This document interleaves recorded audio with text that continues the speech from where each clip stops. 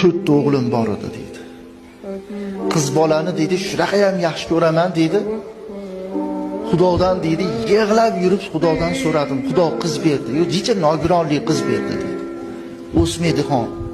Gapi yaxshi, tili yaxshi, yeb ichishi yaxshi-yu, bir og'rig'i bor, shu og'rig'i tufaylidan katta bo'lmadi deydi. 3 yasharligidan tili chiqishni boshladi. O'tirolmaydi, turolmaydi, lekin gapiradi.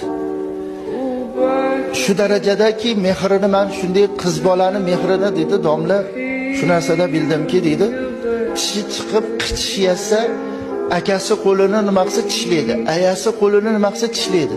Dadasi siz ham qo'lingizni qurma qilib ko'ringchi desa, qo'limni qilsam menikini tishlamaydi dedi. Keyin e'tibor qilman dedi, yig'lab turgan bo'lsa ham men kirib borsam yig'idan to'xtaydi dedi. Tili chiqqanda bildimki, ayasiga aytar ekan, aya dadamga aytib qo'ymayman, meni kasalimmandir. Kasalligimni dadam bilmasin-dir. Nimaga desa, o'ksinib qoladilar, xafa bo'lib qoladilar. Nima deb xafa bo'ladilar desa, meni qizim kasal ekan deb xafa bo'lib qoladilar-da. Hali tuzalaman, aya. Hali tuzalaman, aya. Ro'molchalarini yuvib beraman, paypoqlarini yuvib beraman. Dedi xon bo'ldi. 5 yashar bo'lganda aya ha, menga ham ovqat qilishni o'rgating dedi. Ha, o'tira olmaysiz, tura olmaysiz, yura olmaysiz-ku desa, o'rgatib qo'yavering. Nimaga desa, dadamga shirin ovqat qilib beraman.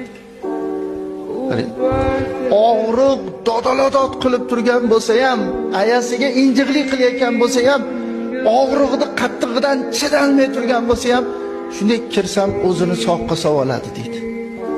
6 yasharida 3 yasharga o'xshab turardi deydi. Qarang, 6 yasharida 3 yasharga o'xshab turardi. Kirsam gaplashib to'ymasdim shu qizim bilan deydi. Qarang, to'ymasdim. Og'riq kuchayib ketdi-yu, doktorga olib borsak, reanimatsiyaga olib kirib ketishdi dedi.